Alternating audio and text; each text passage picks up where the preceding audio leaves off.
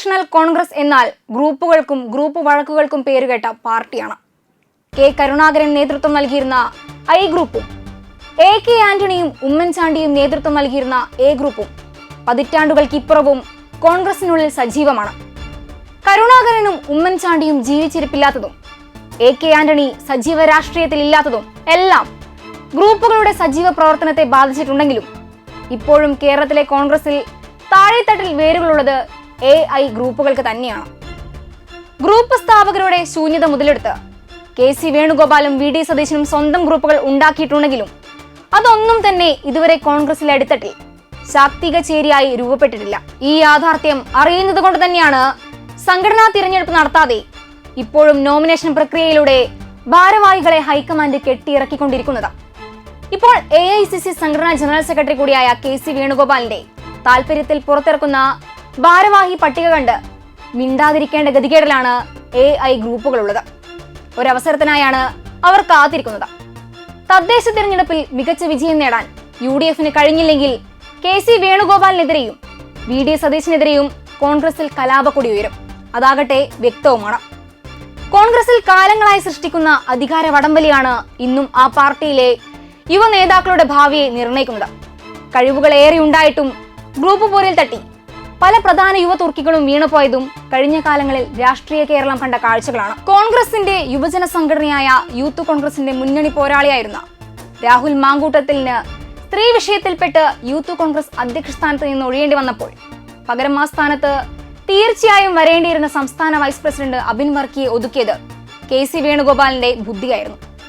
Youth Congress സംസ്ഥാന അധ്യക്ഷനായാൽ അബിൻ വർക്കിക്ക് നിയമസഭാ തിരഞ്ഞെടുപ്പിൽ സീറ്റ് നൽകേണ്ടി വരുമെന്ന തിരിച്ചറിവാണ് KCയെ ഇത്തരം വെട്ടിനിരത്തലിന് പ്രേരിപ്പിച്ചിരുന്നത്. അബിൻ വർക്കിക്ക് പകരം KC വേണുഗോപാലിന്റെ വിശ്വസ്തരായ രണ്ടുപേരെ യൂത്ത് കോൺഗ്രസ് പ്രസിഡന്റായും വർക്കിംഗ് പ്രസിഡന്റായും നിയമിച്ച് അവർക്ക് രണ്ടുപേർക്കും നിയമസഭാ സീറ്റുകൾ ഉറപ്പുവരുത്തിയിരിക്കുകയാണ് KC.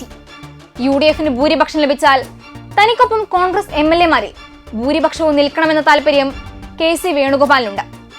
കോൺഗ്രസ് നിയമസഭാ കക്ഷിയിൽ രമേശ് ചെന്നിത്തലയ്ക്കും VD സതീശനും ഭൂരിപക്ഷം ലഭിക്കാതിരിക്കുന്നതിന് വേണ്ടിയാണ് ഇത്തരമൊരു മുൻകരുതൽ KC സ്വീകരിച്ചിരിക്കുന്നത്.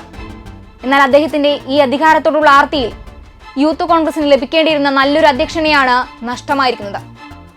അബിൻ വർക്കിക്ക് നിയമസഭാ സീറ്റ് കൂടി നിഷേധിക്കുകയാണെങ്കിൽ KC വേണുഗോപാൽ കെട്ടിയിറക്കുന്ന പല സ്ഥാനാർത്ഥികളെയും AI ഗ്രൂപ്പുകൾ തന്നെയാണ് സംയുക്തമായി തോൽപ്പിക്കാൻ പോകുന്നത്. അത്തരമൊരു സൂചന ഇതിനകം തന്നെ പുറത്തുവന്ന് കഴിഞ്ഞിട്ടുമുണ്ട്.